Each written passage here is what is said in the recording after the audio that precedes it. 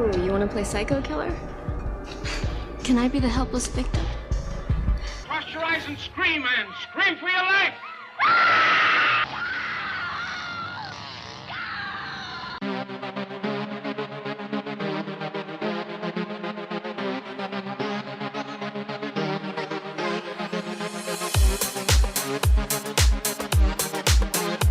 Today I am interviewing director and writer Roger Connors for Meat, your new movie, Meat, that isn't even available for streaming yet, is it? No, we're currently in the midst of our film festival run. And hopefully in the next few weeks we will have some great streaming news to announce. But yeah, right now we're in it. We're plowing through film festivals and racking up laurels, as many as we can hope to get at least. So it's very exciting right now. Good. What's the reaction so far?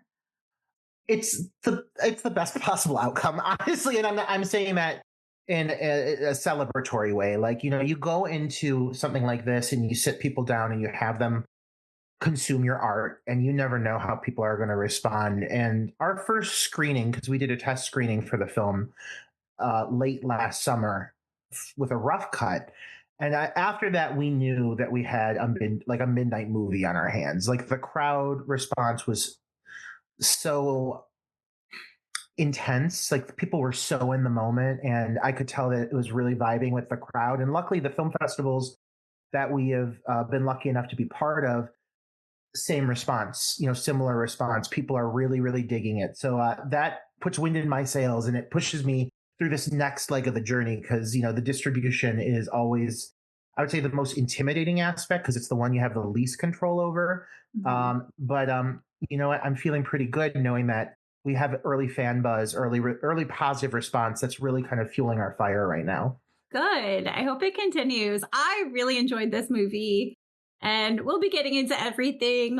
What was the first image, moment, or feeling that sparked Meat for you? You know what? It really kind of stemmed from an experience of just being a gay man in the film industry and a horror fan who loves the genre so much, but never really felt fully represented within the genre, And so I started working in independent film in my very early 20s. I turned 21 on a film set, And so for me, I always playing straight characters, which is great and gave me a chance to really flex my acting skills and develop those things. But when I was playing queer characters, it was always a parody, and it was always a stereotype, and it never felt fully authentic. And I used to hide from that a lot. I'd go into auditions and be like, "Hi, my name is Roger Connors, and I'm auditioning for blah blah blah." And I used to be scared to play queer characters because it always felt like a token, kind of almost like a comedic relief. And so there was this natural desire I developed to feel fully represented within the horror genre, being such a diehard fan. But the goal with Meat, overall, the vision of Meat and how that came about, it was a lot of different lifetime experiences overall. But I remember specifically watching Hello, Mary Lou, Prom Night 2, and watching specifically the shower sequence that involves two lovely female actresses fully exposed, full frontal nudity, and thinking even at a young age, as a teenager, thinking this is so strangely vulnerable, and why are women always subjected in this manner within this genre? Why is that such a trend, and why are men never put through the same feelings of discomfort? Because there is something, and I'm sure you're a woman, you can relate in a way I can't. I'm sure you love this genre, but there must be times where you watch a woman on screen, breast exposed, sexualized, and say, this guy, I'm a little tired. It gets a little exhausting. And men never have to feel that vulnerability. And so my goal with Meat, was to capture that feeling of completely exposed vulnerability and Mhm. force men to go through that, and subject them to that feeling, because I think it's pretty rare that men are on the other side of that. Yeah, no, I completely understand. I completely get it. I really appreciated the full frontal nudity. I was like, there's usually a kill count, right? But in your movie, Mhm. I was like, there's a penis count and a kill count. Yes. There is. And it's so funny because, like, the first film festival screening we had, like, people started shouting out the penis count. Like, they were getting excited. Straight guys were cheering it on, which was, like, in its own way kind of awesome because I feel like they're kind of letting that go and just embracing what it was. And that was really awesome too. But yeah, I think that the body count is, I think, 14 on camera, and I think that the penis count is 7, I think, 6 or 7. Don't quote me on that. I got to go back and watch it again, but that's the number. I'm pretty confident. Mhm. I will say when I was like watching the scenes with these men too, where they were nude, it wasn't always sexual. It was just, some of it was just them being themselves, them just being men and, being in the locker room and things like that and not being ashamed of their bodies. And I did like that. It was like they weren't ashamed of their bodies. Was that part of it too? I think there's something to be said about nudity in cinema that, like, what a sex scene is great, but nudity can be used to create elements of discomfort. And like I mentioned, vulnerability. It can really enhance a sequence, just making it feel more vulnerable and more uncomfortable. And so I think, like, using nudity in ways that are that's not always just completely sexual can be a great tool. Having a chase sequence where someone is fully exposed is all the more, like, uncomfortable because there is nothing between them that can possibly shield them from a blade going through their skin. You're seeing all of it. And so I think that my goal was really to just put these men in scenarios where they felt, like I said, fully exposed. But I do think there's something to be said about, like, just embracing body types in general. A lot of the guys in this are traditionally, like, fit, muscular men. And based on the storyline, they have to kind of be, because it's kind of a story of, like, the downfall of the queen bees, as they Yeah. enter their 30s. These guys are starting to lose their looks and so forth, but they have to be a certain kind of pretty boy stereotype to really push the story forward. But, Mhm. I'm a plus size guy and I want to see other individuals that look like myself. And so I really wanted to ensure that, like, I had a wide variety of not just body types, but, like, skin colors. I wanted to show all aspects of the rainbow, and casting characters that were gender fluid. Um, I didn't want to just have a bunch of butch men playing gays. I wanted to show all the different types of queers that exist and the different looks that come with that. So I do appreciate knowing that you felt like a lot of them seemed like just in these comfortable, vulnerable moments, just not caring about the way they look, because it should feel that way. It should feel very authentic when these characters get naked. It shouldn't feel like, oh, and this is the sex scene. It should feel like this person would be naked in this moment. It makes sense here, or else it doesn't feel authentic. Yeah. There were definitely moments where I was like, if I look like that, I would just go around naked too. Like, Same. Same. especially Vinny. Vinny just like had such confidence, like his see-through pants, everything. I was like, I want that ass. Like, not that I want that, like I want to physically have that same rear end. Like, I want your workout routine. Can he be my trainer, please? I mean, he is also, like, a martial artist. Like, Matt Caine is a stunt double, and he is an amazing, like, on-screen fighter. Like, you only got to see a little bit of what he can do in this film, but he's amazing. He teaches, like, women's self-defense classes. He's such a progressive-minded individual. So he earned that ass. I mean, ass like a table. Like, I always tell him, I'm like, I could put a drink on that ass and it would stay there. So good for him. He earned it. Yeah. No, I'm so happy for him. He should be very proud of it. Like, watching this, were there any films that specifically influenced the style, like the cinematography of this film? Because personally, I wanted to share kind of like what it reminded me of. Yeah. And maybe this was an inspiration or maybe it wasn't. Go for Um, it. it kind of reminded me of the 2003 Party Monster, but with Okay. way more blood. I mean, I am all for that. I love that film, and I love Macaulay Culkin in that film. So I definitely think, I think that my goal with it, there was a lot of things, but I definitely wanted to tap into a certain like club, almost like a Euro club kind of vibe, So a lot of the lighting in it, those neons and everything naturally blend into that environment. Because like when you're in the underbelly of a gay bar, especially in like a grungy like big city gay bar, um, there's just a certain vibe. There's a vibe. There's a lighting. It kind of comes with the territory, and so I wanted to really create that. But then there's moments outside of the gay bars that feel kind of intentionally very flat, especially the early moments with Noah, when he's kind of like finding his footing and his life is just kind of void of Hmm. color. And so like when you're in that gay bar or in that bathhouse location, we wanted to exaggerate that. So of course, like I took like motivation and inspiration from the Argento and Suspiria. Like how could I not? Hmm. Bisexual lighting aplenty. But yeah, I really think that I was also lucky just to have a team. Zach Schildwachter and Mick Coons. Zach is my assistant director, my co-writer, executive producer. Mick Coons is my director of photography, cinematographer, executive producer, and they're just really they collaborate very well. They're excellent at working together to find the right lighting for the specific environment and how to enhance the mood.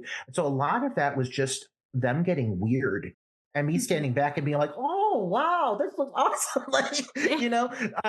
the first thing we did in this journey is we did a series of 10 promotional character photo shoots where we did pairs of focal characters together and we tried different lighting concepts and we tried different stylized techniques involving like how we were going to film this, what kind of lenses we wanted to utilize. Like there's so many things that we played with. And we also used that as our like first crowdfunding campaign. We used those visuals and still use those to this day. So it was really great for defining a look for this film, and that was something that developed through the whole process. So there was definitely inspiration that I took from a wide array of movies and Mhm. just queer art in general, but a lot of it was just creative process. Yeah, yeah, for sure. I really love the sound design of like the murder scenes and the party scenes and things. Just it seemed like there were a lot of different layered sounds that kind of took you into a bunch of different directions, but it was all very immersive and really either amplified the dread or kind of put you into this fun atmosphere. The sound design was such a cool aspect of the process because I've done a lot of indie films and I feel like there's something about sound that it can make or break your film. And I knew here I was like, we cannot get lazy with the sound design. So I have a wonderful just artist in general because he actually did quite a lot of things for the film aside from sound design and Foley. He also did compose several pieces for some of the gay club scenes. But my sound design artist, Michael Kolbecker, based out of Germany, he's a Euro DJ. Like he understands the sound of a gay bar and the synths and the pulsing, that kind of just rhythmic pulsing that you hear that's just constant. And he somehow like he took that environment and he created a full unique sound design that exists all throughout the film. That's not just the standard things you'd expect, like footsteps and glass clinking and things like that. Like the killer has a very specific sound design, the sound of rubber and leather. Like you hear all those things. And it's heavily influenced, I think, by his experience as a DJ. Like you can hear it in there because it almost becomes its own score in a Mhm. certain way. The sound design in the film is so important and it's heightened. There's certain points during certain scenes where because there's usage of drugs and all of that you can get really creative with that. And so we let Michael get really creative with his sound design. And I think it really paid off because I do feel like at times the sound is almost its own character in the film and the score as well. A gay bar environment, you're going to have high expectations with the kind of music you're going to hear with a film like this. And if you don't live up to it, that film could really fall flat. So there's a lot of wonderful queer artists that contributed music, but also Butterfly Temple Studios, Joshua Love, my composer, phenomenal, and he really understood the assignment. And I think that the music that exists throughout this film defines a very specific personality for me. Yeah. I think the sound design is what really reminded me of Party Monster the most. Mhm. When I saw like the layers of the music, and like it makes sense that he works at a club and he's a DJ at a club, because that's what it took me into. Yeah. And that's what I loved about it so much. It was just so immersive. But I grew up in I live in Orlando, Florida, and I grew up in Tampa, and I've been to lots and lots of gay bars, and gay clubs, and I go to drag shows all the time. Even though Florida sucks, we're not letting them get rid of us. So no. The gays I know in Florida are so resistant and resilient. And I know that Florida's been a battleground for a lot of these things, but like this is exactly the kind of what is happening right now with the queer community, and specifically like in Florida, an area where people are being targeted, I think, more than anywhere right now, and which is so unfortunate. Meat exists for this purpose. Like, I mean, people say, oh, art doesn't need to be political. Like, the greatest art is. Yeah. Art is, it just authentically, it's political, because if you're creating something, you're speaking from your personal experience. Right now, as a gay man, I can't help but infuse or inject that into what I'm creating, because it affects my day to day. And I see what's going on in Florida. I see how our beautiful trans community is being targeted in many states right now. And it breaks my heart. And so I do think that's why Meat resonates right now, because there's not a lot of queer voices being heard. And when they are heard, they are amplified, and they need to continue to be loud and proud, because their goal is to drown that out, So not to completely shift this into a different area, but I am following what's going on in Florida every day, and it breaks my heart. It makes me so sad, from the rainbow sidewalks getting torn up to Oh my God. just knowing how these bathroom bans are slowly but surely creeping up and getting more power behind them, and like we just can't let that happen. So Meat is a testament to the community. Meat is a love letter to the community, and every aspect that defines it, and every shade of the rainbow. And so that was really important to me. And I think in some ways, I don't want to say I'm lucky that's coming out right now when all this shit is happening, excuse my language, but I do feel it's important. And I think that right now, with Meat coming out in the middle of all of this, as it's starting to really boil over, I feel it is important, because the horror community is beautifully queer and very diverse. And we depend on this genre, and we turn to it for solace. And so I really wanted to represent that aspect of the horror community and what makes it so beautiful and amazing. Yeah, no, I love it so much. I absolutely loved your film. My husband owns a music venue, and we do concerts and things. And we actually have a drag show. It's like alt drag. It's like a creature feature drag. It's going to be so amazing. Were there specific horror, like slasher films, that inspired the kills in this movie? I think of the kills, like when I started designing the kills, I was going really like almost comedic. And I think that like one of the things I wanted was, well, I wanted there to be an element of humor to the film, because I think that the queer community is very self-aware, and like drag and everything, it's inherently funny. I really was like, I want the kills to feel grounded. Like when the film gets scary, it needs to hit, or else I'm not really doing my job. So I think the overall setups for some of the sequences, and just some of the inspiration I took from films like, I mentioned Hello Mary Lou, Prom Night 2, and the locker room bit. I definitely was like, I want to make guys feel the same way that women feel when they watch that specific scene. So that gave me some inspiration. Films like The Prowler. I love The Prowler. I like Slow Burn, when there's a payoff. So when you think of some of those shocking kills, Tom Savini at his finest, that definitely gave me some inspiration. But also, like one film I really love, a little more modern, would be like Karen Kasuma's The Invitation, which when the intensity hits, it doesn't let up. And so the final push, the final act of Meat, I was like, I really want to have that kind of just like, it keeps building and building and building. And you're like, what? Like, so that was definitely a film that gave me some inspiration as well. Yeah. There was definitely at the end of the movie, You definitely like subverted some expectations. I was definitely like, I don't know where this is going. I'll just have to keep watching and see what happens. What you kind of think's going to happen is not what happens. So that's a good thing. I always like when I'm tricked. That was the goal. I really was torn on how to handle the reveal. And I mean, I'm going to keep it very vague, but like, Yeah. I'm really happy with how the ending turned out. And, one of the greatest compliments I can get when creating a murder mystery and a whodunit, because, it's a whodunit, is Mhm. the fact that most of the people who have come up to me have said, I didn't guess the killer. And I'm like, yes, that's the goal. So I do feel like I achieved that goal. I'm happy with the reception I've received on that. And I really did want to like throw people off. I think, red herrings are fun when they're handled right. They have to be there with purpose, and I think there's a Mhm. lot of red herrings in this film. And I think a lot of them have some very distinct purpose that drives the story forward. And so, yeah, I'm happy to hear that. Yeah. No, I definitely saw that. Like the red herrings that were there had a place there. It wasn't like it was just like some random thing just dropped in. Everything was very purposeful.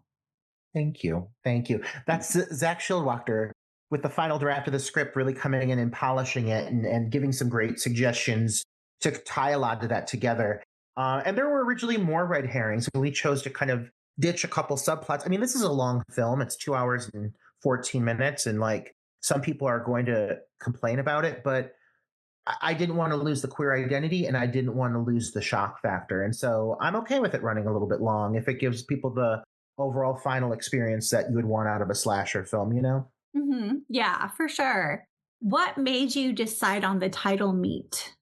I went with meat for an array of reasons. First of all, the film treats men like meat. They are being exposed, and like I said earlier, in a very vulnerable and authentic way. And they are being treated the way women have been subjected to the genre for years and years and years. And so finally, I wanted men to feel like they were just being put out on a slab and being fully exposed. So there's that. But also, like, you think of meat and you think of what you do to meat. You tear it up, it's bloody, it's gross, it's disgusting. And so I thought that, like, perfectly encapsulated both, like, the intentionality behind it and just, like, the rawness, dare I say, of what the film is. But yeah, like, I don't know. It was one of the first things I thought of. And like, there have been other films that have come up with the title Meat since. Like, there's been several films entitled Meat in the last year. But I've had this title copywritten for, for years before any of these other filmmakers nabbed it. So I feel pretty confident in it. And I feel like it's going to be a fun title to create a franchise off of. Yeah, we're all just eating each other up and spitting each other out. It's just that kind of time. The double entendres, the taglines have been so much fun. Like, literally, like every poster, because we did a series of posters, like one after another, when we were kind of developing the vibe for the film, and every character had a tagline, and like it just kept getting weirder and more creative. And I was like, gosh, like we could really lean into this. And there's like that element of humor, like I mentioned, because I think like the queer community naturally lends to that, and Yeah. it made for a very fun experience creating those taglines. Yeah. Can you share some of those taglines? Oh my gosh. Well, the first one was this time he's going in raw. Which I mean, like, Oh, I did see that one. I did see that one. I oh, did. open wide. Like it's just so many like absurd. Um, oh my god. Tight butts and prime cuts is I another like one. that. I mean, get weird with it. There's we almost thought about like doing one where we had people suggest them, but we're like, you know what? We've already got enough. Like, we've got to save some for the sequel for sure. That's awesome. I definitely had a note in here about the kills and how it was so over the top with the way that, like, the gore and everything, which Yeah. I love. It's like exactly what I love about a slasher.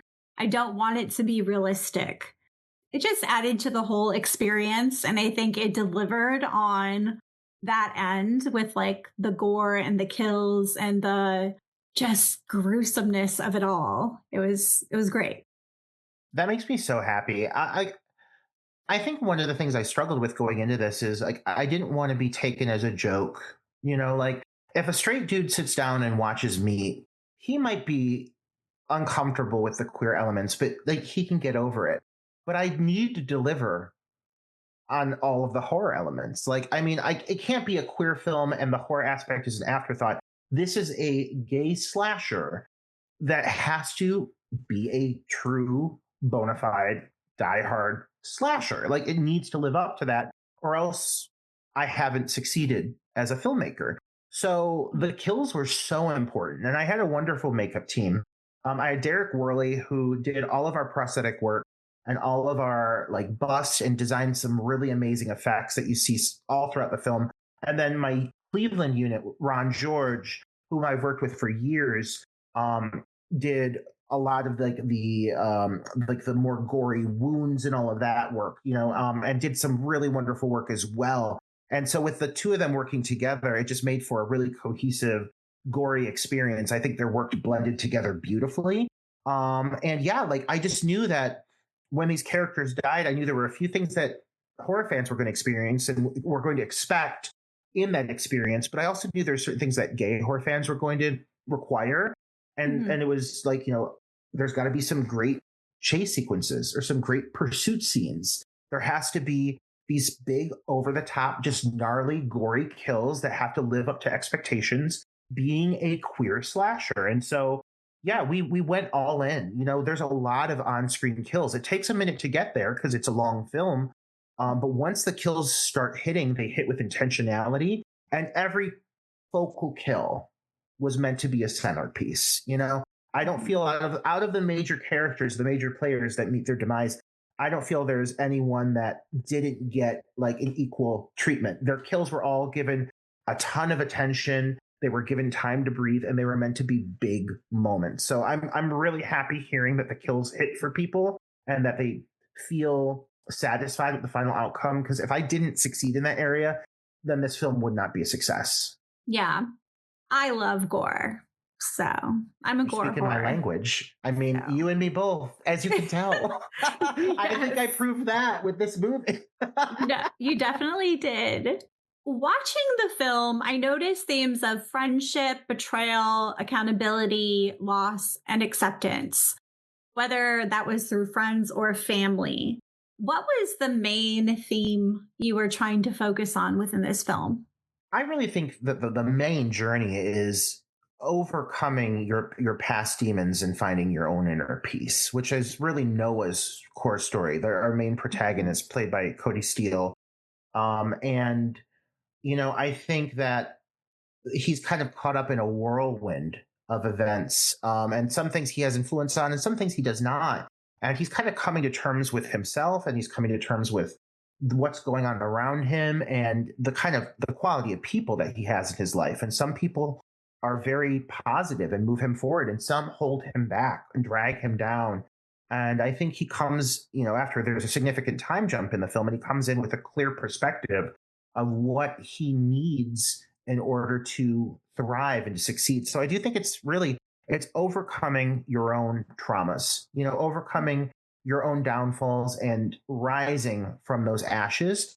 But the friendship and the betrayal, like all of this is very gray. And I think that one of the things that would have been an Achilles heel for me is if I would have come into this film and written a bunch of queer characters who were just played squeaky clean without any flaws. Everyone is flawed. Every human being is flawed. And, right now it's a kind of a difficult time to write queer characters that are flawed, because what is going on right now in our world, it's putting everyone under a microscope. Yeah. I don't want to add fuel to that. I don't want to exacerbate that. But I also, you can't have a good film if you have characters that feel two-dimensional, that feel paper thin. And so it's really important that these stories were explored and they felt authentic, and they did have lumps and they had bumps and they hit some bumps along the road. No villain in this is 100% a villain. Every character in this who makes a bad choice also has moments of regrets, has moments of looking back on what they did and coping with it in their own way. And not every positive or heroic character in this film is without flaw. The heroes in this movie have their own struggles and their own things that they're going through. And so it was really important to me to write and to depict authentic human characters that felt real and breathed in. I definitely felt for the main character. What was his name again? I can't remember. Noah. I felt, he was the fall guy, Mhm. and he definitely had like low self confidence. I felt whenever he took the fall because like the reasoning was that he had less to look forward to. He didn't have a job. He didn't have all these things. So it's like he just kind of let himself, it was like, well, this is what my purpose. My purpose is to keep my friends from having to have consequences for this thing. And it made him this kind of martyr, but it is very complicated. It is like a very gray area because you feel like he was a victim as well in that situation. Mhm. But at the same time, because you find out that he was so aware of the other people's culpability, him also shielding them was, it kind of makes him a villain too. It does. Well, and that's the whole, I think, interesting breakdown of his character. What really makes Noah a complex and intriguing character to watch unfold on screen is the fact that he is layered, and like he does make several decisions here that are not necessarily like in his or others' favor. He's a reluctant hero. He's Mhm. a he's not here because he is stepping up to the plate and saying, I'm going to save the day. He's kind of forced into the situation, but through the situation, he finds a lot of inner strength. And I think he comes out of this. And I'm not going to like, obviously give away the ending of the film, but like, I think he Mhm. comes out of this as you build into the finale. He sees himself as a far more capable individual than he ever saw himself at the beginning, even before the events that do end up transpiring. He does grow over the course of the film, and that really was the goal with the character. And like, luckily, Cody Steele brought a lot of humanity. And I say, this is a character that was breathed in, he was lived in.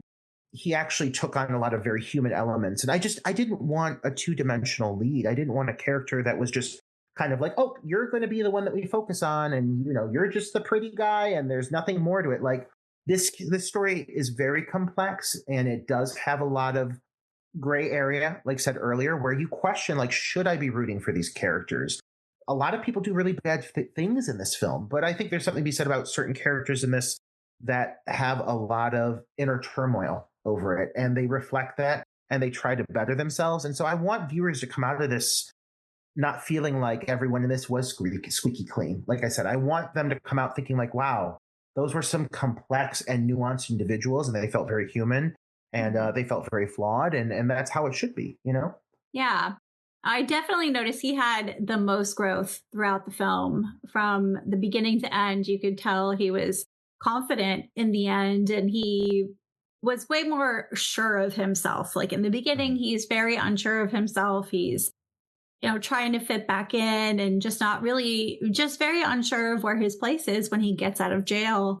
And they don't accept him right away, which I felt Yeah. so bad for him when, in the beginning of the film when he was going through that too.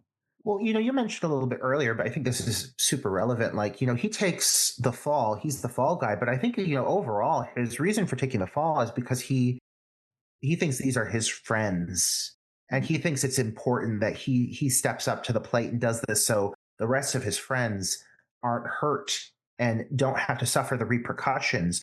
And oh, how quickly those friends turn on him and completely abandon him. And I think that says something about the kind of people that exist within the film. There's certain characters that exist within this film who make Noah, pause. They give him pause, and he stops and realizes, are these really my friends? Clearly not. So when he's reintroduced to these individuals, as the film progresses, he sees all of this through a different perspective, different lenses. And he also is able to stop and realize that there's other characters in his life who really do genuinely care. And I think, there's some female characters in this that it was really important to me that the women in Meat were presented with a certain element of empowerment and just a caring nature that I think really needed to come through, because I think for a lot of gay men, we find our sanctuary, we find our solace, we find our early supporters in the wonderful women in our life. And I think that Noah's character depicts that, and he starts to realize just the people that do care about him, how much they mean to him, and how far they will go to ensure his well-being. And you can really realize, after you go through some crummy experiences, you know who your friends are. And I think that was a message I wanted to come across really clear here. A lot of times, the people that you think are your friends, that you make friends in the bars, and you think this is my circle, this is who's going to have my back. You know who your ride or dies are after a certain point, and I wanted that to come through clearly in this film. Yeah. No, I definitely got that. There was the lesbian character. I can't remember her name. Theo, Theo. the bisexual. Yes. She's yes, yeah, Yes, yeah, the bi. Yes, she was yeah. bisexual. Yes. And I liked that you included her as and she wasn't immediately accepted by the group either. What did that have to do with? Because I know with bisexuality, there is a stigma within the gay community about bisexual people. My partner is bisexual, and when I started dating my partner Gustavo, 6 some years ago now, I had a natural instinct to, I don't want to say be judgmental, but to have hesitancy and to think that it was going to add an extra layer of complication to my life, which, like, looking back on that, is such an absurd concept.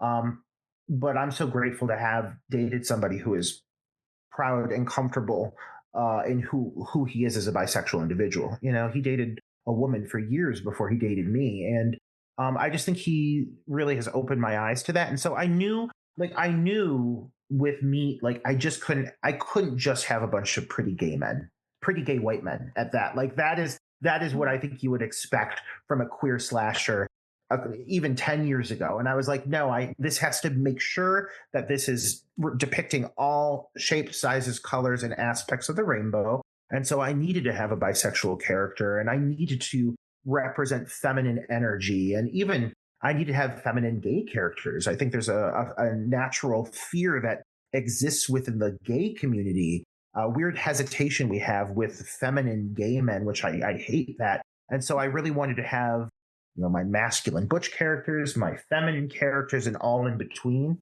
And so, having bi representation was really personally important to me, though, because I wanted my partner to feel represented because I care about him. Yeah. So there are themes of substance abuse and drug overdoses. And I know this can be an issue for the queer community for a plethora of reasons. Is this a topic you wanted to address? Yeah. Yeah. No, absolutely. I knew what I was doing with the opening sequence. And, this is a revenge film for sure. We've seen them done many times before, oftentimes, again, putting women in very vulnerable situations. And so I was trying to do that from a gay perspective, but I was also trying to tackle a lot of different relevant topics, and so I think that infusing drugs and, just substance abuse in general into that just made sense. Like, I grew up in the gay bars of Cleveland, Ohio. I love Cleveland. I'm so proud of my city.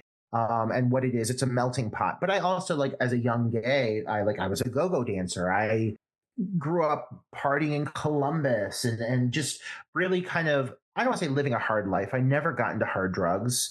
But I saw a lot of it unfold, and I definitely let my hair down, and I had wild nights for sure. And I saw how sloppy those could become, Yeah. how problematic that could be. And so there's so much personal experience scattered throughout Meat, and a lot of personal experiences, infused into the characters and the different individual struggles that they go through. But yeah, the drugs had to come through because it is a major problem within the community. And I think a lot of queer individuals turn to substance abuse to cope. And I mean, I understand why. I mean, especially right now more than ever. Like, I'm seeing it firsthand at just how vulnerable individuals are targeted. And a lot of times the vulnerable communities are the ones that do spiral into abuse for individuals. lower income communities, minority communities. Drugs are infused in those communities as a coping mechanism. Mhm. And at times I almost feel intentionally so, because they know that desperate individuals are going to turn to something for solace, and oftentimes they turn to the wrong thing, and it's just an unfortunate reality that we have to deal with. And so I think that involving drugs was one of the first aspects that I really locked in. I Mhm. knew that that was going to play a major part, because it also gave me a lot of creativity when it came to the kills. Like, every kill is takes inspiration from a different drug. um, Mhm. every individual who has, or at least every focal individual who meets their demise in this film, interacts or involves with some kind of drug or some kind of substance before they meet their demise. And so every death is edited and stylized a little bit differently to reflect that. And so that got really fun, but it was also a very heavy topic. It is really heavy, Mhm. and it is almost uncomfortable to talk about, but like in a good way, because the queer community, we need to face that. Like, that is something we struggle with, and we need to take care of our brothers and sisters and others, and make sure that the most vulnerable are not exposed to those things, because Mhm. it's a huge danger, and I've lost a lot of wonderful people in my life to drugs. Yeah. I mean, so to get a little bit personal, my father was a drug dealer. And so I've had countless people die around me from Yeah. drugs. And Mhm. also just a lot of the people that I grew up loving and caring for and being really close to, a lot of them were in the queer community. A lot of people have passed away from Mhm. ODing and things like that. I had a cousin who was gay, and she was like my protector, and she was Yeah. like, I loved her to death. And she actually intentionally overdosed on drugs. So drug overdose and thing, it is a very heavy topic. It's very pervasive Mhm. in the community, but it's for a reason. It's because of social rejection, you limit people's opportunities. It's just the system is rigged against people within that. The people who are rich are doing coke. The Yeah. people who are poor are doing crack.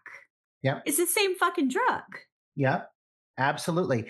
The upper, the 1%, they know exactly what they're doing, and they make a big huff and puff. They make a lot of noise about, oh, the drugs coming in over the border. You know what? They love that fentanyl. They Mm-hmm. love that it's out there, because it's keeping a certain population under control. It's keeping the lower class um, uh, segregated and poor and dependent, and it's killing off that community. It's skimming down their numbers, and it's keeping them weak. And they can make all the noise they want, but drugs exist within our country and within our minorities for a reason, and it really is as a weapon of control, and it's really a weapon of destruction that's being used against us. And so the queer community, I've seen beautiful, wonderful people fade away and crumble before my eyes, and it's a tough pill to swallow, but I felt it was really important to bring that to light in this film, because this is a slasher, but I did feel like I wanted it to feel like something rooted in elements of reality. There's aspects of Mm-hmm. Meat that are absolutely larger than life, but I wasn't looking to make a parody, and I wasn't looking to make a horror comedy. This is something that is rooted in real human characters. And so I think those darker elements had to come through. Yeah. No, I appreciated all of it. I really enjoyed the different aspects, and just there was heavy material, and then there were parts that were more lighthearted and kind of, were more playful. And so I think that the balance of the tone in the film was really good and didn't keep you in any emotion for too long. Thank you. Thank you. I wanted to show all aspects, all shades of the community. And if I'm going to go heavy, and if I'm going to hit with some dark material, then we also have to show the beauty and the color and the vibrance that is the queer community. And so all of those gay bar scenes were filmed in Cleveland, Ohio, my hometown community that I grew up with. I had so many wonderful friends, and community members come out, and all of those extras and those big sequences, those are just people that I care about, and that I know, and that are close to me. And I'm so lucky that we had so much support Cleveland really showed up to support this film. And so I think one of the reasons those more fun moments hit and feel really lived in is because it was just filled with real beautiful members of our LGBTQIA plus community. It is a community. It's literally a supportive community. People like to think that you have to get community in places like church. Like, no, you can get community from clubs, and everyone supports each other. It's like people don't realize how tight knit these communities are.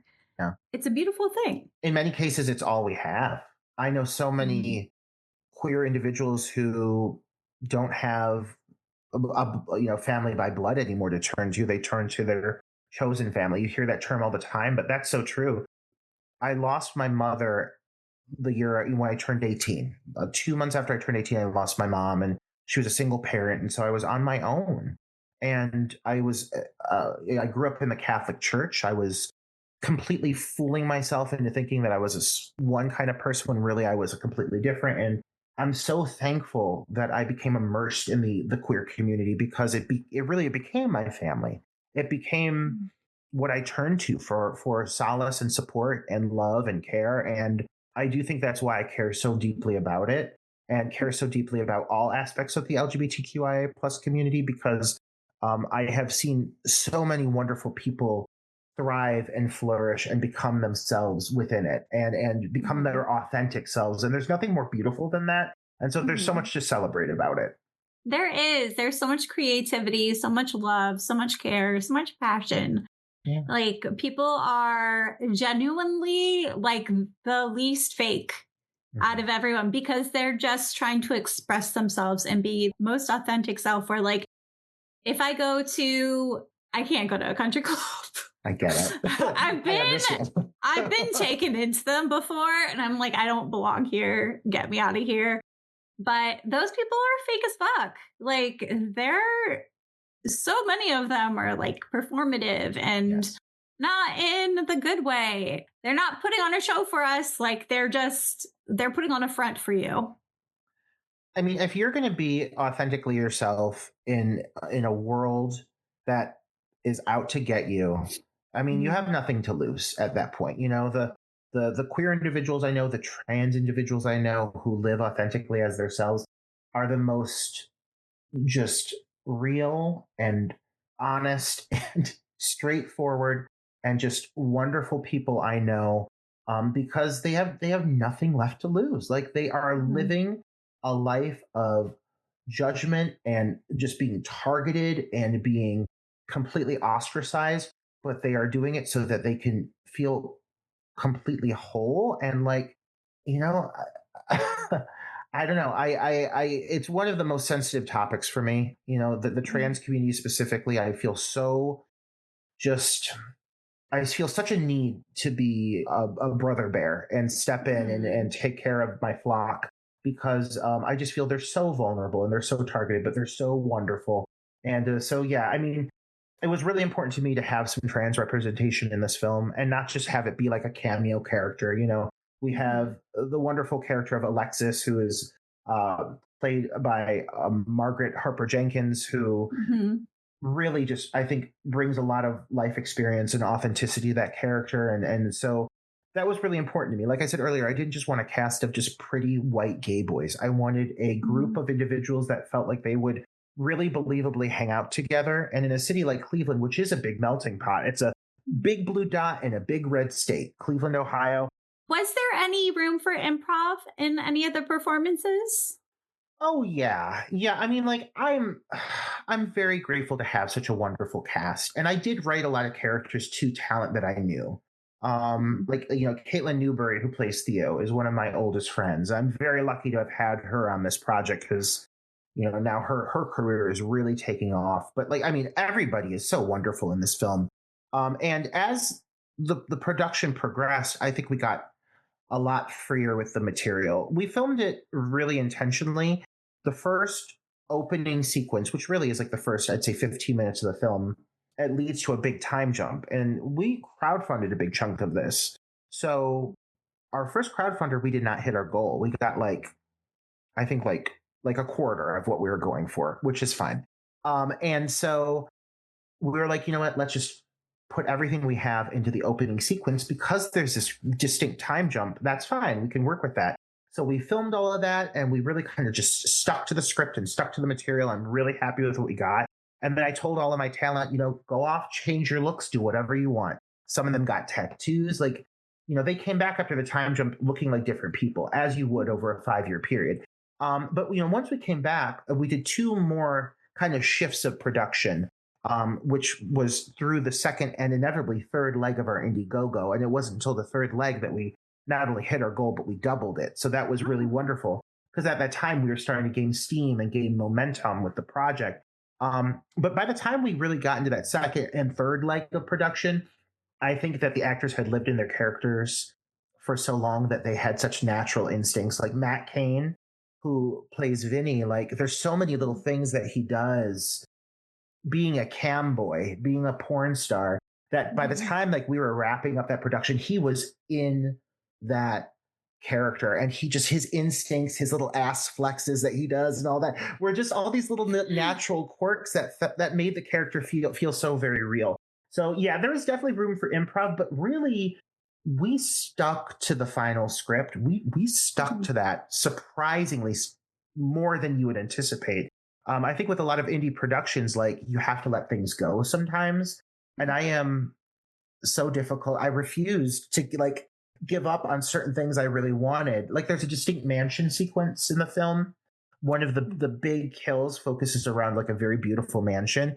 Mm-hmm. And we're like not getting a mansion over like a 4-year period. We were not getting a mansion, and we were wrapping production. And finally, we got the location we wanted. And so that ended up being one of the very last things that we filmed, but I refused to bend on it.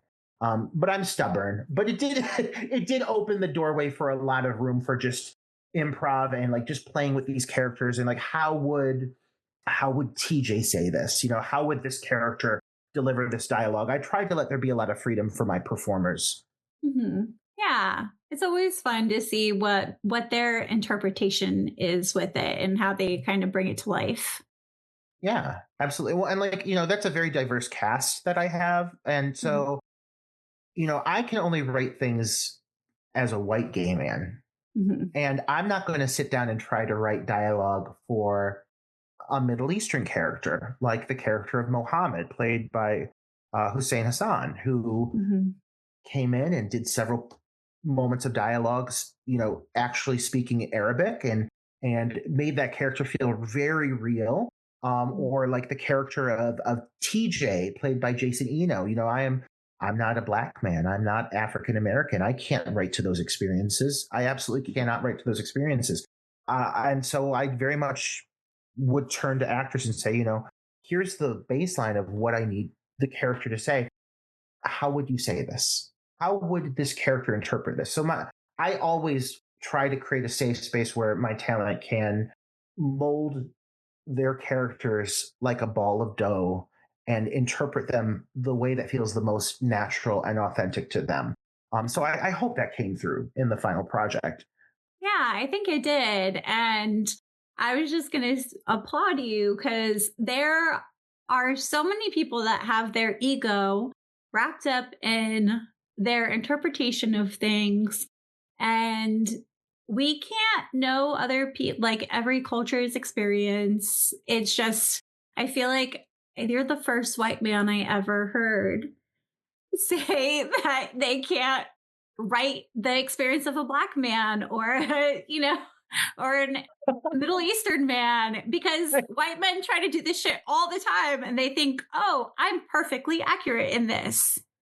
I think one of like the best learning tools for me as a young fan of the genre, when I grew up like really loving horror, and I started at a young age. The first film I ever saw was Night of the Living Dead by George Romero.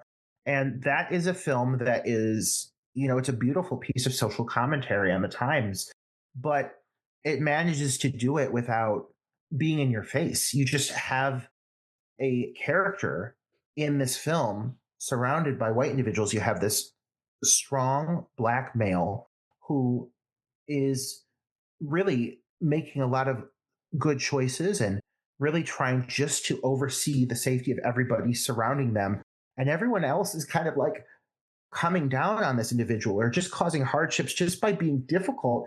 And I just always felt for that character. And I thought it was such a wonderful thing that Dwayne Jones was given that role, because originally that part was written for a white man, and it was written to Mhm. be a truck driver, and was written to be uneducated. And Dwayne Jones was a professionally trained Shakespearean actor, and was very eloquent, and said, I don't want to play into a stereotype. I want to play this the way I see the character. And George Romero said, have at it. And because of that, they created one of the greatest heroes in modern horror cinema, or in horror cinema in general. That's 1969 now, Yeah. 1968. So that's, but still, like, that character defined so many other characters that came after him, regardless of color. And I really was, because I think, George Romero didn't try to make it a major focus. He just simply let the actor speak for himself. And I think that had a lot of inspiration for me, becoming very educated on Night of the Living Dead at a young age, and knowing how that character was handled. My goal has always been, whenever I'm writing characters that are not like myself, is to really let the actor kind of take the reins and give me input. Or if I'm writing a script, I'd like to have like a shadow writer come in who, if I'm writing for a certain minority or a certain culture or a certain gender or whatever that may be, I try to get as much input and as much feedback from somebody that would have a little more experience in walking in the path of that individual. And so that's just how I try to write anything I create, because I think that's important to me, because all I can speak to is my personal lived in experiences. Yeah. Yeah. I think it's good. That's good practice. It's being conscientious. And I mean, it's a sign of having empathy. Yeah, absolutely. So, Absolutely. And it's amazing that horror can teach you to have empathy. The horror genre can teach you to have empathy, yeah. but truly it can. And the genre has taught me to appreciate people who are not like me, and to see the underdog in everybody. And I think that the horror genre is so wonderful, because oftentimes you're watching the underdog or the unexpected heroes rise up in the face of evil, rise up in the face of discrimination, rise up in the face of some monster, whatever that may represent. But for a Mhm. lot of us, a lot of us minorities, a lot of individuals who are experiencing hardship, I think that we see in that antagonistic force within the horror movie, whatever that may be, whether it be a mass killer, a zombie, a monster, a lot of times that represents something more. And Romero was so good at that. And so I think that I took my early experience from the best of the best, which was, George Romero really influenced me. And so I always strive to put social context and write social commentary into any material that I'm creating. Yeah. I want to talk about costume design really quick. The stoning work on the killer's costume was amazing. How did you come up with the design of the costume? The costume was a very evolutionary process. I knew that the stud had to be sexy, but I did not want it to be the defining trait of what he was. I didn't want it to be comedic. I didn't want it to feel spoof like.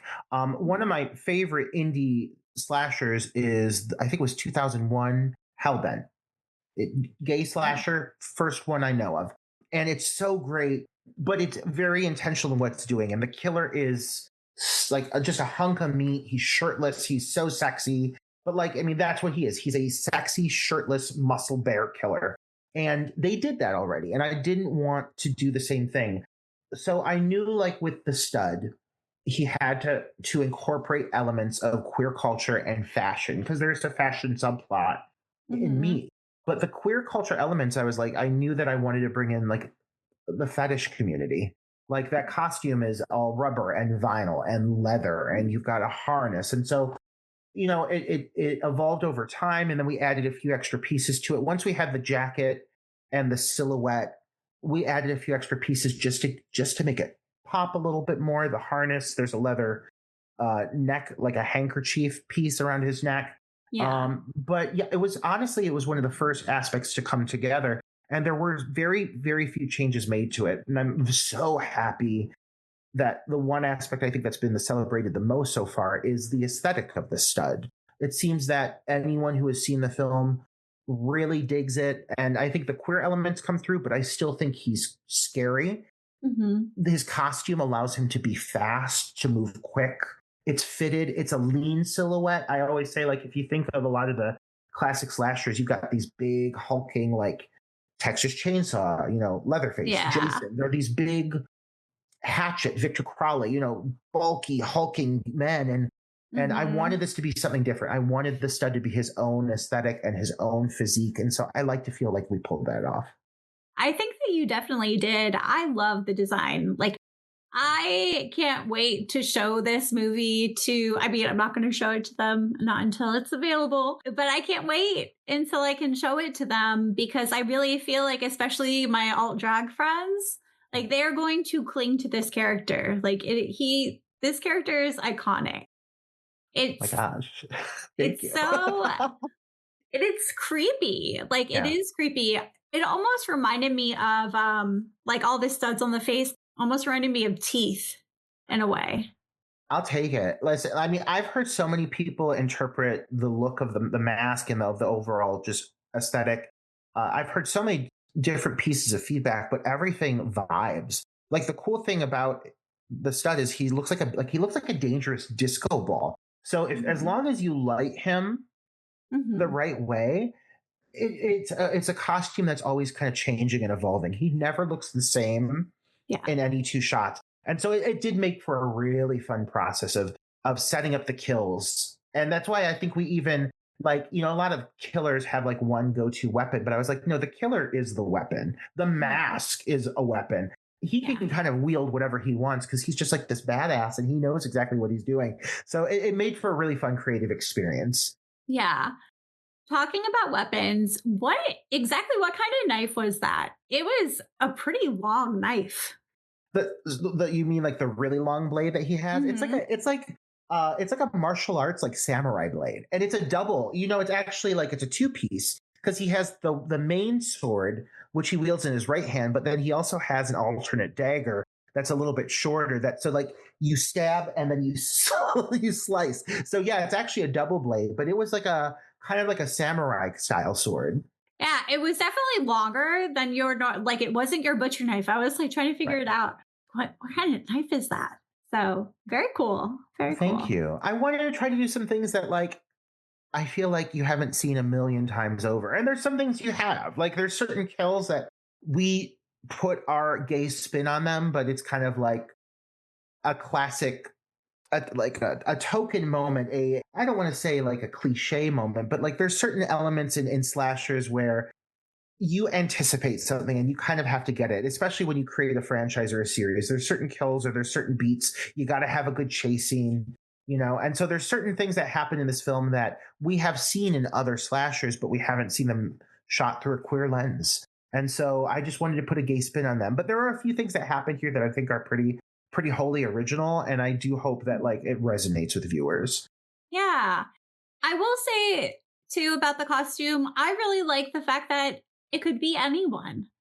I Yeah. think, whenever we get a good killer, like I love a good killer costume that anyone could dress up as that. You don't have to look like that person. Like you don't have Mhm. to have their hair. It's just nice to just be a traditional serial killer. Right? Like, I mean, honestly, like the stud, while it is something that is very creative, like the goal was for it to feel like something that someone could have thrown together, but they did it with style because they're Mhm. gay. So, so, Mhm. so there's a flair, Yes. a sense of fashion that comes with it. But yeah, I mean, I've even had a few people who were like commenting on how they found the silhouette to in ways be like feminine and androgynous because it's so fitted and like I could from certain angles like okay like I can see that like it shouldn't feel like any one specific purpose or one specific person. I beg your pardon. Mhm. And I think that lends to the overall red herring aspect of it. There's so Mhm. many people in this film that you could suspect would be the stud, and I don't want you just to eliminate somebody because you're like, oh, that person. I can't see them pulling off that wardrobe. I think a lot of people could pull off this killer costume. And that's why, like the big baggy jacket, this big oversized leather jacket, we wanted to create aspects of it that created a silhouette that made it kind of hard to tell who could be wearing it, who could be donning the costume. Yeah. I'm looking forward to people dressing up as the stud for Halloween. My prayer. That is what I want. If I see somebody dressed as the stud for Halloween, I will.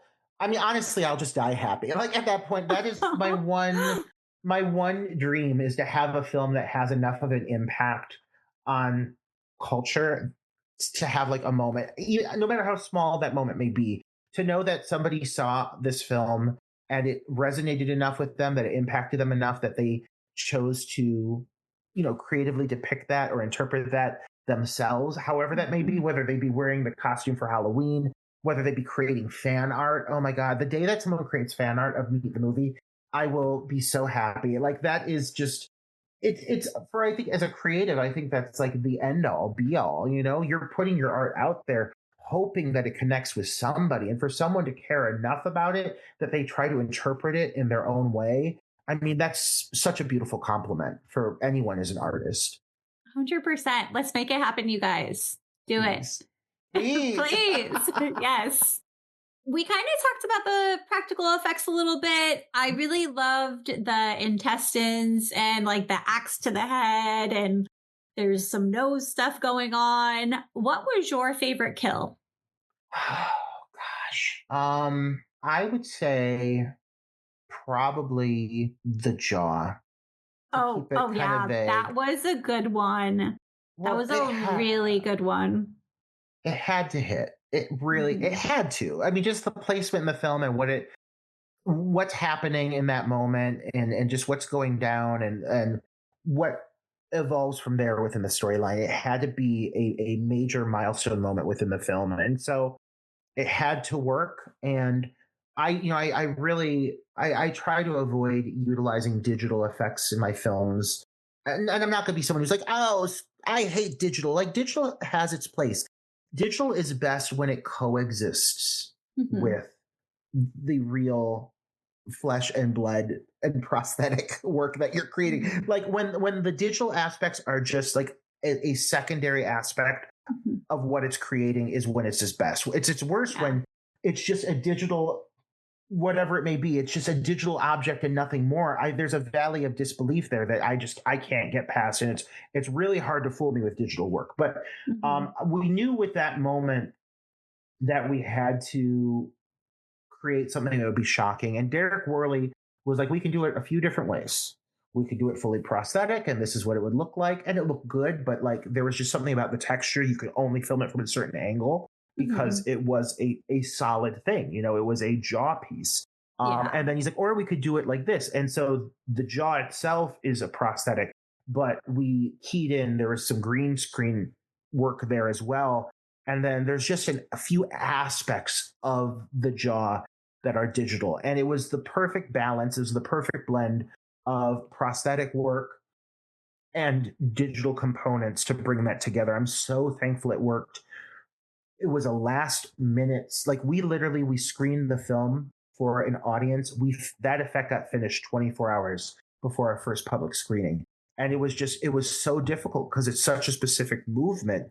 The way that effect moves on screen, it, if anything was off, it would totally have like broken the moment. It would have not sold the moment. So I'm really grateful that scene is hitting. And it was just a wonderful day on set. Like, it was so exciting seeing that effect come out, even with the green screen components. We were like, oh, this is so rad. This is what we've been needing. And so it really was a really wonderful day on set for us. So yeah, the jaw is just something special for me. Yeah. No, it was great. That was a great kill. I think my second favorite kill was probably the axe to the head. Wow. I like that Okay. one. That makes me I so happy. Oh, why? Why? Well, like, so that, like, I mean, this is an indie film, and so we went back and did some additional pickups with like a mannequin head with that axe to the Mhm. head. But there's aspects of that are a digital component as well, and we finessed that scene over and over and over. And I'm really happy with the final product, but it's easy to look at your work and be like, wow, I'm satisfied. I've been working on this for years, but when other people see that and they're like, that hit, like it's such a rewarding thing to hear that. So thank you for saying that, because that was a scene that we worked on that over multiple shoots and multiple edits to get that down to what it ended up being. Oh, good. I mean, what I loved about it so much is that it was like an overkill situation. Yes. And the axe kind of like gets stuck for a second.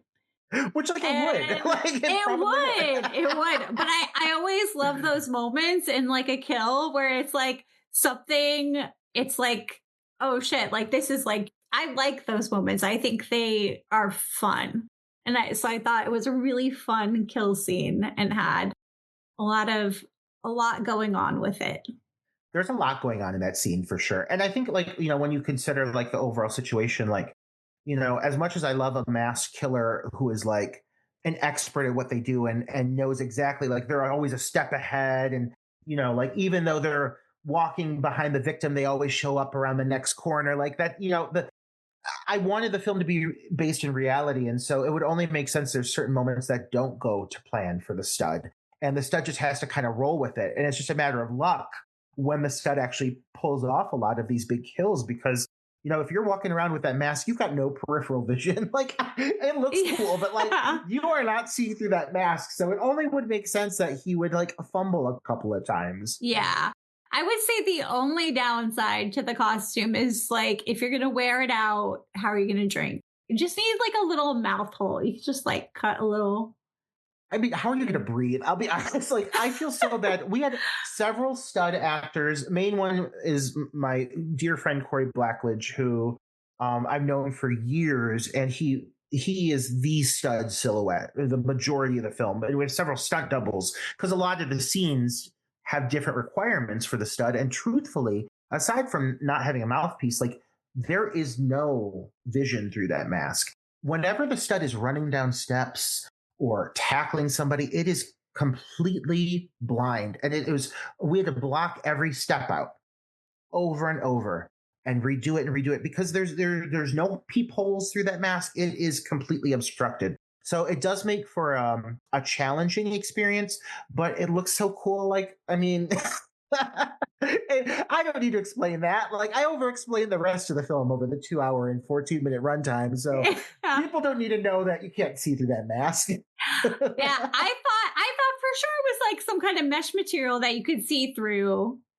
But no. There's mesh, but there is the studs are so evenly dispersed that like you could probably only see 5 feet ahead of you.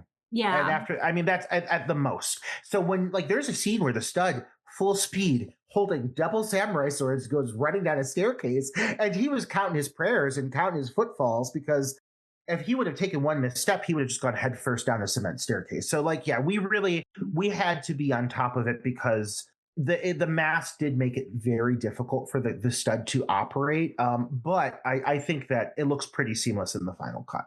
It does. It does. You would never know. You would never know. Thank God. Yeah. How much blood did you use? I didn't measure it, but it just kept coming. Like, I mean, we kept running out of it. A lot. There's a lot of blood in the film, but I would say like there's even way more in the sense of like the gratuitous effects. I would say we probably used more like latex than anything, because there's a lot of like gnarly, gory wounds, but quite a lot of blood for sure. There's a lot of gooey liquids in this. There's some disembowelings and so forth. Yeah. So like, we definitely had a lot of liquid. Yeah. It was very gooey. Very gooey. Very wet. Fun. What would you say was the most difficult scene to film? It sounds like there were a few difficult ones. Yeah, there were. There were a few. I mean, the whole scene in the mansion was difficult just because it was very expensive and it was very difficult to lock in a location until we finally got it. And that literally was, I mean, we filmed for like 3.5 years, I think, overall, from our first date of filming until our last pickups. But I mean, we were looking for locations well before that. So that was difficult just on scope alone. The whole big bathhouse sequence was really tough because there was an active gay bathhouse. And so the days that we were there, we were designated to certain areas that we had permission to film in. And like if we didn't get it that day, like we didn't get it. And so it was a very big sequence, big chase sequence. And there's a whole big lead up with Jason Eno and AJ Sloan, who play TJ and BJ respectfully, which AJ demanded that his name be BJ, which was ended up being very funny. But you got TJ and BJ, and so but this whole big sequence, there's a big dialogue scene that happens between them that's actually quite vulnerable. And you're in an active bathhouse, so you got like pumping bass and everything. And, we had to work around these elements and have it feel cohesive. But luckily, like they are both phenomenal and so wonderfully professional, and made for a very easy shoot in the sense of working with them. It was just working with the elements and what was going on around us. But Flex Bathhouse in Cleveland, Ohio, I got to give them credit where credit is due. It's the largest bathhouse in America, but those guys were angels. They let us keep coming in and film in this very sexual environment. We just kept coming back and filming more, but I like to think that we made that location look beautiful. Like it's a seedy sequence. It's kind of like sleazy, but I think we really brought the beauty out in this location because like the lighting and the texture and everything, it was just such a joy to film in that space, and they made the experience so easy. Good. Textures, the colors, everything, every location you had, I think was very seamless. I think it all went very well together. Thank you. My friend calls it the gay eye, which I agree because as a gay man, I have like a really absurdly high standard in what I expect for everything. But especially in like what I'm creating. And so like there's certain things where they'd be like, oh, can't we just switch this location to an apartment? I'm like, no, it's a mansion. So yeah, I'm really happy with the final results. I'm glad you got your mansion. Yes. Thank you. Do not lower your expectations for others. Never. And I'm so happy I didn't. Basically, at the end of my questions, where like reflection and future, are you concerned about the viewer's reaction to the length of the film at all? Absolutely. Like it's definitely been something I've been dwelling on, but at this point, I guess I would say I kind of like I've let it go into the universe. I had a cut that we were working on that was like closer to like probably an hour and 45 minutes. And we were cutting out like the queer identity. It was trying to just become a slasher with gay people. Yeah. And with queer people. And like what makes Meat what it is, what gives it its heartbeat is the characterization and the exploration of these, the lives that these individuals are living and kind of what they're going through and what they're coping with as queer individuals. And so when I started pulling that out of the film, I felt like it was just losing its identity. And so it was kind of like the lesser of two evils. Either have a shorter film that's just a slasher and features queer characters, but nothing more, or tell an authentically queer story and have it run a bit longer. So like, I'm sure there's definitely some film festivals that we haven't gotten into because of the length, because I know that's important. I'm sure there's some people who will be turned off by a slasher that's over 2 hours. But like what I always say is like, I have ADHD and I just like pop like an Adderall, and I'm like, well, now I'm going to pay attention to this whole 2 hour, 15-minute long film, no problem. So, I'm just telling people like, open your mind, open your mind. I think it tells a richer story because of it. And I've always been a fan of long format cinema personally. Like I really like a long film when it's telling a good story. Yeah. I can get drawn in. And so I hope that Meat draws people in. And I hope people don't see that slightly longer runtime and get nervous about it, because I feel like there's extra meat on the bone. Yes. For them to enjoy, Perfectly said. Perfectly said. It does not feel like 2 hours and 15 minutes. It definitely flies by. There's a lot of action. It's got a good pacing, and it's almost like two different movies within one, but not in a bad way. It's like, it balances out. And I think it is important that it's not just a straight slasher and that it does have that character development. I think that is important, like you were saying. So I appreciate that. Thank you for getting it. Thank you for understanding what we were doing with that. Yeah. So what are your plans next? We are, like I said at the start of this, we're pushing through our film festival journey right now. We're in the midst of it. We have been accepted into 9 festivals so far, and hopefully by the end of that we can double it. Hopefully, we'll see. There's still plenty of festivals left. And in the midst of that, I have talked to several distribution options. I like to keep my cards in my hands right now because I think as the film gets out to the masses and finds its audience as what, I described as a midnight movie earlier, I really think that there's a fan base for this film who could really appreciate what it's trying to do and get the vision, much like you did, understand what the story we're trying to tell here. And so I'm just, like I said, I'm keeping the cards in my hands right now and hoping that when I lay them down, it's all aces. And hopefully it's with the right representation or, the right streaming service, whatever that decision may be. There's currently some dialogue going on with a few options, but I haven't made a final decision yet. I don't think I'm going to make a decision until we're a little bit further through this festival push, because after seeing how some of these screenings have responded, the positive feedback, the wonderful response that we've received so far, I think there's going to be a lot of exciting things in store for me that have yet to come. Yes, I agree. Be patient. Patience pays off. Yes, it's difficult, but yes. Yes. No, it's so hard. It's so hard to be patient, but it's worth it. I feel there's a lot of good things in store for the film. My press kit is polished and ready to go for any representation that might want to dig their teeth into me. It just has to be the right fit, and it needs to be a platform or a distribution company, whatever it may be. It needs to be one that understands and appreciates queer content. So it needs to be the glass slipper fit. And I am confident we will find it. And I really appreciate, there's been so many wonderful supporters who have supported us since our first Indiegogo campaign back in 2020, I think 2021 is when we did, I believe. And who have been so patient, because this has been a long developing process. But I really hope that when they do finally get the chance to see the film, that I hope the payoff is everything they hope for. I think it definitely will be.